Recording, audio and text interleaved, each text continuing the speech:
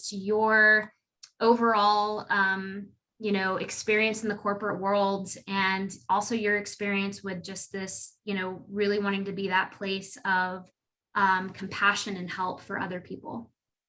Well, I mean, really, it goes back to I was a mom at the age of 17. And so then that kind of shifted all of my life goals and dreams that I had kind of put together and thought that I was going to achieve and be like this super executive person. But I've had to shift that. And I have developed a great career for myself, and I'm very pleased with it. But sometimes, we look at what is our purpose and our passion, and we have to go back and look at, okay, this could be my purpose. And I think that to get there, I need to do X, Y, Z. But then life throws you some lemons or puts a hand grenade in that bomb. And then you just have to take a total detour. And if that's the case, then that doesn't mean your purpose has changed, although it might have. It just means usually that you need to readjust how you're getting there. And so when you say corporate world, to me, I feel like, well, I don't really live in the corporate world myself, but I guess technically I do because I do work for a corporation, but I don't see myself that way. I see myself just as another person who goes to work every day and does their job and does it to the best of her ability, and does it with people that she enjoys working with and enjoys that. So my experience has largely been in the world of mortgages, real estate finance, and all of that. And I've been able to use my passion for helping people by helping them to purchase a home or improve their credit so that they can do something financially that they want to, or even small business owners to be able to improve their financial status in order to get to that next level for their businesses. And that's largely what I've done in the quote corporate world. So then in my growth community, what I did was I took that same purpose of helping people and the enjoyment that I get from that, and I look at it in a little bit different vein. And I really focus on women, although we do have men in our group as well, and helping them to just kind of give themselves some grace. Because every day we have situations where if it was our best friend came to us and told us the same situation, we would kind of step back and go, you really just need to give yourself a break there, hun. Like, it's not that big of a deal, or you can fix it this way, or, I think you may be overreacting a little bit. Like, I literally had a situation last weekend that I texted my two sisters and a very good friend of mine, and I said, am I overreacting to this? And it's important to have that kind of a support system. And that's really what growth community is providing that kind of a support system when you need it. We do meet as a group every Wednesday night. We meet 8:00. And then we also have the opportunity, if you want to do individual sessions one-on-one with me, then of course we have that available too. So that's kind of how it all evolved, because there is no such thing as an overnight success. Not that I think I'm a success quite yet with the growth community, but it's growing. But it takes time for these things to develop and grow into what we are envisioning. Absolutely. Yeah. And it's important to give ourselves the grace, like you said, and have the patience, and enjoy the process, right? That's one thing that a elite corporate yogi of mine mentioned in an interview we did, was that the program really helped her find the joy in the process, because it's not an overnight thing. There's a lot of, when you're owning your own business, or even if you're working in the corporate world, there's a lot of ebb and flow. There's a lot of back and forth. There's a lot of, nights where you're really putting in the work, and then there's some days that are a little bit more lax than others. But yeah, giving ourselves some grace. I love that you said that. And I also really admire how you've been able to take that like positive mentality and that positive, and really using your passion and desire to help other people into your role in any sort of organization. So how have you, like, can you like dive a little bit deeper into like how that's really kind of helped you out, maybe in stressful situations in any organization that you worked in? Yeah, I mean, for me, knowing that what gets me going in the morning, my passion, my purpose is to help other people. That does help me in terms of when stress levels get high or tensions get high, because it helps me just kind of bring it all back to the basics, right? And I know that's such a cliche, but I'm a big baseball fan. So, as an aside here, when I'm watching a Major League Baseball game and I see something like the ball goes right between the legs of the infielder, for me, my reaction is that's a basic thing. Like you don't let, like in little league and in even t-ball league, they're teaching kids how to not let that happen at 3, 4, 5, 6 years old. So now we got this 20-year-old that can't figure out how to, because he's focused too much on other stuff that's happening around him. Maybe he's thinking about, what do I look, are they showing me on TV right now or something like that? And it's all about the basics, right? You got to catch the ball before you can throw it. And so when things get really tense or stressful or anxious, because I do deal with depression and high anxiety myself, when they get there, I really just have to bring it back down to the basics. Like when it comes to work, it's really very much thinking again, I'm here, my purpose is to help others. So in this moment, these things that are causing stress, do they move forward my agenda to help others, or are they holding me back from that? And if they're holding me back, is it something that I can discard or is it not? And if it's something I can discard, well, then the obvious answer is get rid of it, move on. If it's something you can't discard, then you need to look at, why is it stressing me out? Like, what is it about this that's stressing me out? Because it's supposed to, you've already answered that it moves your agenda forward and you can't get rid of it. So you're going to have to figure out a way to deal with it, much like the children's book, The Bear Hunt, right? Where you have to go through it. Can't go over it, under it, or around it. You got to go through it. And so that's what I think of, when it comes to those high stress situations, is just go back to your basics. Does it move your life agenda forward? If it doesn't, if you can get rid of it, do so. If you can't get rid of it, you got to find a way to work through it. Maybe that's just, I know I'm full of cliches today. I'm not really sure what's happening because I don't normally talk like this, as you know, but it makes me think of like the old joke, or I guess it's an African proverb of how do you eat an elephant? One bite at a time. So if it's something that's causing you this high anxiety and stress, that's what you have to do. If you can't get rid of it, is figure out how do you attack it one bit at a time. Bite-sized goals. Yep. Yeah. In order to handle that. Yeah, no, that's a great tool for any employee or employer, or any of us as, small business owners as well, when we have those high stress moments, just having that awareness. Even, retirees or stay-at-home moms who don't technically work outside the home, any of us can do that. So, if you're a retiree, your purpose in life has probably switched a little from when you were in a corporate world, right? So then you need to look at this thing that's stressing me out. Is it stressing me out because it's something left over from my corporate days? Or is it stressing me out because it's so different than my corporate days and I don't know how to handle it? Because sometimes that's all it is that it's something new. And as humans, it's not that we don't like change. We don't like the unknown that change brings. We want to know what that final answer is, right? Right. So, but that kind of goes back to enjoying the process too. It very much does. Absolutely. Yeah.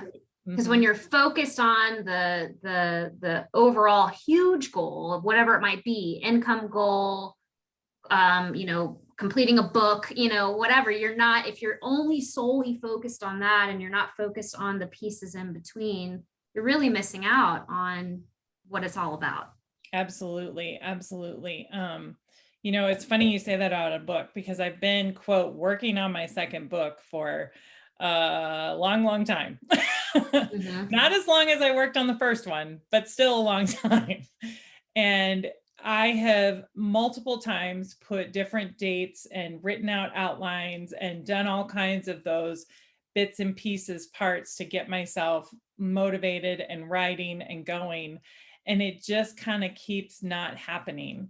And it's very frustrating for me because I talk about what I'm going to write in my second book, but I haven't actually done it. And it's getting to the point where I think some people are probably like, Jen, you just talking smoke at this point.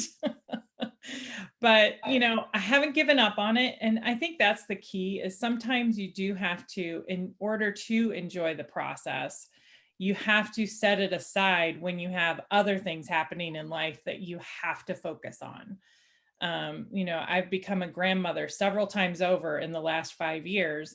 And so there's been a lot of focus between, the weddings and the children's births and then travel. Just before COVID, we would travel because my husband and I have a large blended family that lives throughout the United States. So we do a lot of traveling. So, finding joy in the process sometimes means you set aside a project for a little while and then come back to it. And I Mhm. don't think there's anything wrong with that. I think that the problem is, and I'm actually working through this right now myself, is that we feel like maybe we're failing when we choose to set aside a project. And the fact of the matter is, it doesn't mean you're failing. It just means right now is not the time to focus on it. And I like to remind myself, I'm not always successful at this, but I work on reminding myself that if I do set aside a project, it's temporary. I don't know how long that means, but it's temporary. And it may be because there's something else you have to go through, you have to learn, you have to understand before you can move that project forward again. Mm, mhm. Um, that I believe that the universe works that way, that, God puts the things in front of us for us to take advantage of those opportunities, for us to move ourselves forward, because that's what his joy is in watching us go through that process. Yeah, And so sometimes that's what you have to do is you just have to set it aside and let the universe teach you what you need to know and then pick it up again. absolutely. Yeah. Well, and I feel like prioritizing really sets us up for success because, you're talking about your book. Sometimes we have to talk things out. Just because people aren't seeing written pages or a hard copy doesn't mean that the wheels aren't in motion, because sometimes of those priorities that we put first because they're priorities and we might put something else aside, we gain that inspiration as well. There might be a new thought that you have that you never to include in a page of your book, or there might be a way to approach a corporate client that you may have never thought about before because you took a step back from it, Mhm. started living life and enjoying the process. So it's Absolutely. so important for everyone to hear, everyone in this group too to hear, because we're oftentimes so focused on like the monetary goals that Mhm. because we need that to live, we need that to survive, but we're losing sight of those little sweet pieces, those little sweet little bite-sized chunks that come into play that really make it all possible for us. Absolutely. Yeah. Money does make the world go around, and we all know that. So, yes, you have to be able to take care of yourself and your family and whoever you're responsible for. But that doesn't mean you have to be miserable in doing so. Mm, And I think the women that are in your group who I have seen become successful have figured that out. They figured out that, what we're learning here is to figure out who I am and then take that and move it to the next level, whatever that next level is. And it's hard to say like what would step 2 be, because everybody literally is in their own place right now. And so just understanding yourself, I mean, is such a key thing. I know that my first marriage was 23 years. And when I went through that divorce process, I actually ended up getting fired from a job, and it was extremely embarrassing. It's still very painful to go back and think about my actions during that time, because I know that I was wrong. At the time, I didn't realize it because I was so angry about everything else that was going on in my world. But that's an example, I think, of where, you know, sometimes things happen in the universe that you completely were not expecting. I had no idea that was going to happen. But in the long run, it actually was a good thing, even though to this day, like 7 years later, it's still very painful to go back and look at that time, because it embarrasses me that I acted the way that I did. And, but I also know now that because I've taken that time to understand myself and to look at situations like that one, I am a better employee. I am a better coworker because I've taken that time and I understand. And it allows me to say, to do what I just said, you know, you figure out this thing that's a problem in our company right now. Is this moving the company forward? Is this moving our project forward? Is this moving me forward as a good employee? And if it's not, can I get rid of it? And if I can't get rid of it, how do I break it up so that I can handle it?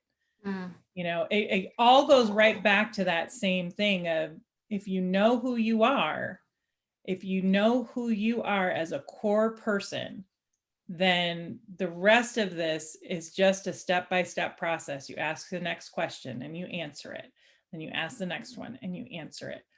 The key, though, that I think that I've seen in my life is that a lot of people don't answer truthfully.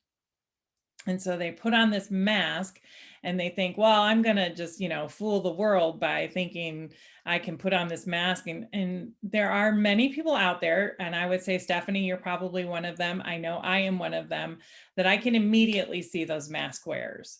There's something about it in my psyche that I can immediately see it. And quite honestly, when I see that, it hurts my heart. I feel so much for them, because they think they know who they are and they really don't. And they think that the person they think they are is like this really awesome, what have you, because that's their image of what they think they should be. And what they don't see is if they took the mask off and let themselves be vulnerable, they would be so much more than what they're projecting in this imagery.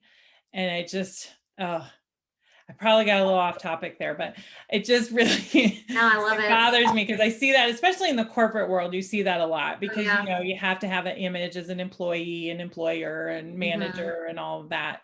But you can still be very genuine in that image. There's no reason why you have to have a mask. Right. Yeah. And it starts internally. Uh-huh.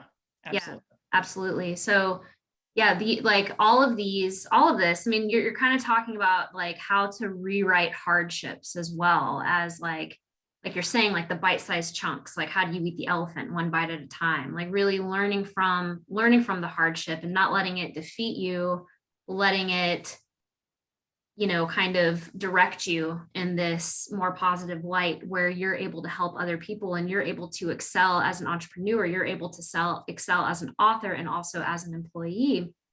So something that was really interesting last time you and I talked that we spoke about was just this. I mean, these are really amazing, like personal tools that I feel like us as corporate wellness providers could probably create workshops on Oh, yeah. for employees, right? So these are really inspiring ideas for any of y'all that are watching or listening. So, but we did talk about like how corporate wellness, like as a whole, and just having it be more present, whether it's the employer making more of a point or actually hiring an outside service to come in and teach classes or lead workshops, how it really has an effect like top down. And I thought that that was really interesting because over half of people in the world, you know, spend, or at least in America, spend their lives in the corporate world. So I'd love to just kind of let you share more of that conversation that we were having of like how if we put it in corporate, how it's really going to impact society as a whole.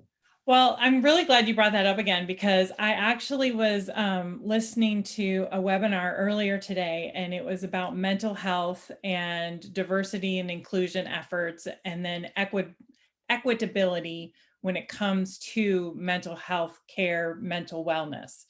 And it was really interesting. And one of the very first things they talked about, because there were a couple of people on there who are HR professionals, and then a man from the CDC who studies mental well-being.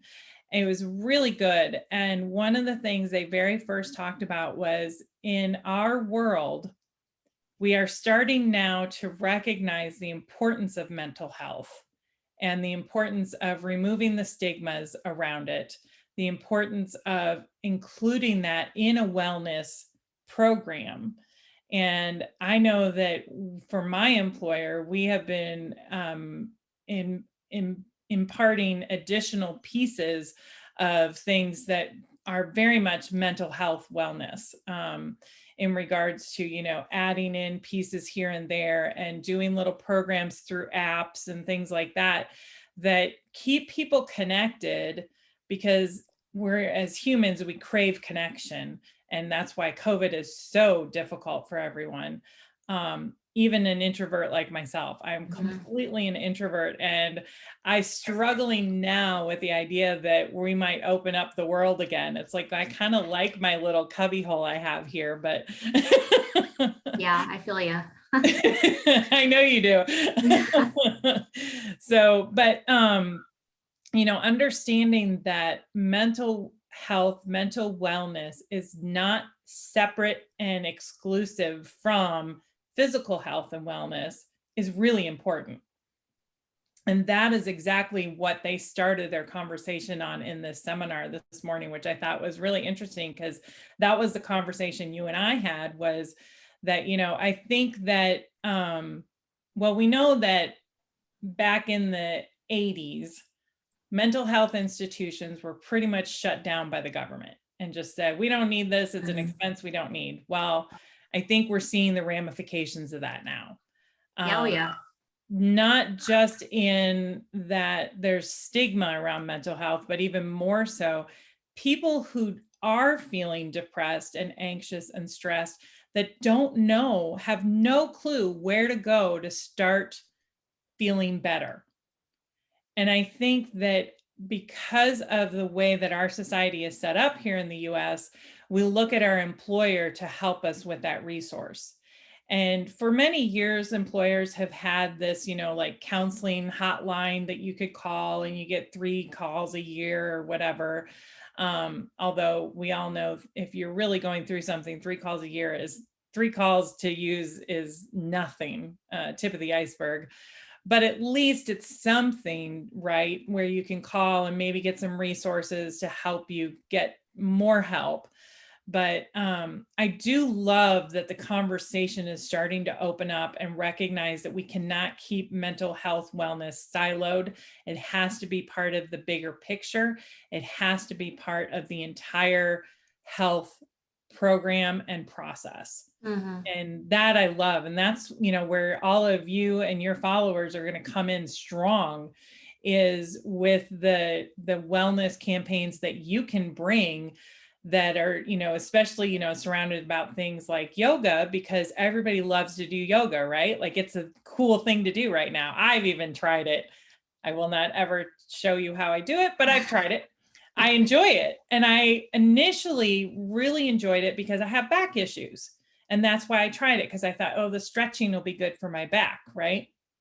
Well, then I realized that, there is something about it that's so much more than just any exercise class, if you will, because it does just like that, right? People start to take yoga maybe for the physical aspects, that they think the physical benefits they're going to get, but then they realize that there's also these wonderful mental benefits that they get from it. And I think that the more people realize those cycles, the more important it is for you and all of your followers to do what they do in the world. It's a vital thing.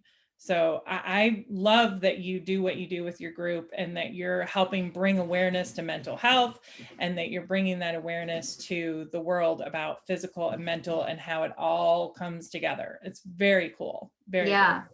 Well, thank you for that. And I'll say too, like, to your note of, businesses really starting to understand the importance of mental health and awareness, it's really acting as a preventative. Because, it's just like an athlete that were to do yoga. and I saw this with some past athletes that I worked with, the stretching and the consistency in it really helped with injury prevention. So in a sense, it really helps. Yes, it helps with physical injury prevention, but it also helps with that mental injury prevention too. So, and I do know that companies have really, just from my own work with corporations and market research that I do, they're really putting the mental health and wellness before anything else, because if their mind's not right, they're starting to realize if our employees' minds aren't right, then none of these other projects that they're going to be working on are going to be right. Absolutely. It's just like we talked about right at the top of this, right? Where we talked about getting back to the basics, and Mhm. you've got to have those basics in place. And if you don't have those basics in place, then none of the rest of it is going to flow right. So absolutely. That's what, having your head in the right place is key. Absolutely. Yeah, absolutely. Especially, nowadays that we have been on lockdown, it's a different world. And, like you've even mentioned, and I know we talked about last time, people are having anxiety about even going back to the office because they've been at home working remotely for so long. So how do we really tap into that? That's a whole nother workshop. That's a whole nother Absolutely. Yeah. we chip Yeah. into. Yeah. I think, the more that you and your group, your community can feed into these concepts that we're talking about and developing programs, workshops, even just having conversations like we're having right now on, where their followers can then follow that conversation Mhm. is really important. And I think it'll be powerful for them in terms of marketing types of tools and opening doors for them to get into different corporations. Because I think even the small businesses, because I work a lot with really small, like micro businesses, and even they recognize that there needs to be this mental health wellness awareness going on and paying attention to it and getting the help when you need it. And I know that, your community, just by, like you said earlier, just by listening to this session and picking up like 2 or maybe 3, I wouldn't even go more than that, concepts that really resonate with you, and then building something off of that is awesome. And, no one sitting next to you is going to pick the same 2 or 3 concepts, right? Everybody's going to pick different ones because they're what resonate with them, Mhm. what fits with them, what they can see right away when they're hearing us. And so they're going to put something together that then is going to help them stand out in the marketplace, because HR people are looking for this right now. Yeah, absolutely. Yeah. Well, this has been great in terms of, stoking that creative muscle of what can we offer? Because that's a lot of teachers' first question is like, what do I even offer a Yeah. corporate? What do I do with this information now? Yeah, like I can't just go in and offer a yoga class and like that be it, they're not going to pay me enough for that, and I mean, you'd be surprised, first of all, but I was going to say imposter syndrome, but anyway. yeah, yeah, exactly. Imposter syndrome for sure. Thanks for saying that. But there's so much more. Like this has given us so much more opportunity to really, capitalize on stacking our value of like, Yes. because before we were yoga teachers, some of us went to college, some of us did other things. So we can use all of those skills. Like for me, event planning, I was a communication major. So like I can use all of these skills to really build a highly impactful, multi-level program for corporations. And that's what I teach other teachers to do as well. So yeah, thank you for sharing like all of those perspectives, because there is such a need for us. I mean, personally, what I try to do every time I have like a conversation or I do a blog or something, I'm always trying to leave one action item for people to pick up on. Yes. Um, and so that's what's important for me, because sometimes we need to be hit over the head with what to do next. Mhm. Thank you so much for saying that. That's so true. Especially if we are in the doldrums of depression or dealing with high anxiety or dealing with something else with high stress and really wondering, is this yoga business really what I should be doing?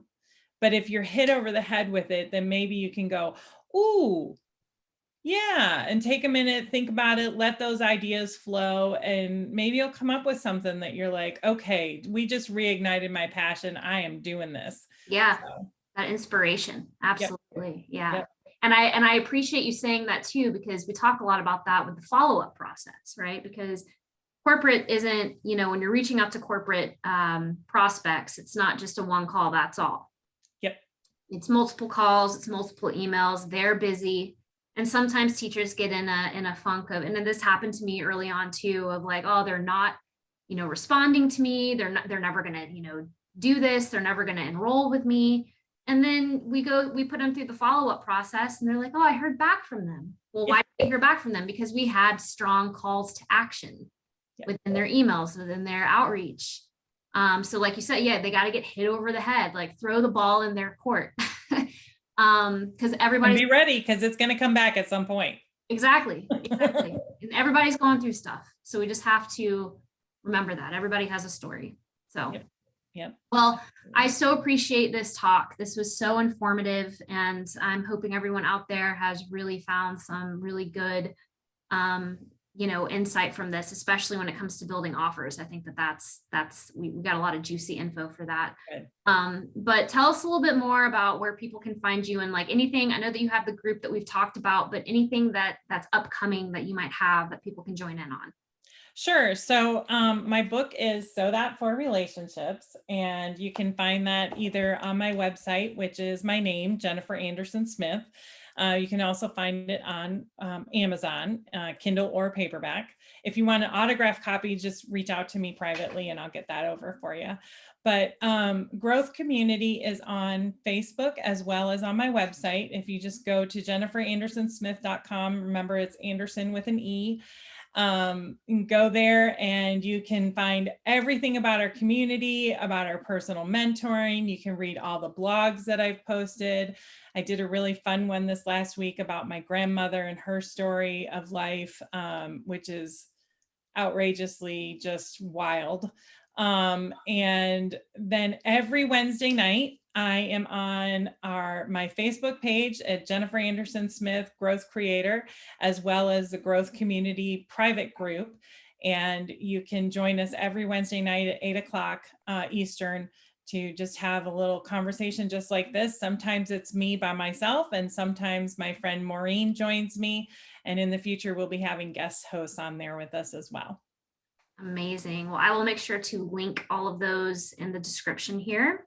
Thank you. Everybody can easily access that, but I highly recommend for if you need a boost of inspiration, and you know, maybe there's in some areas of your life you need to feel a little bit more supported. I highly recommend Jennifer's group. I'm part of it and I think it's fabulous. So definitely head over there, check it out, give her a follow.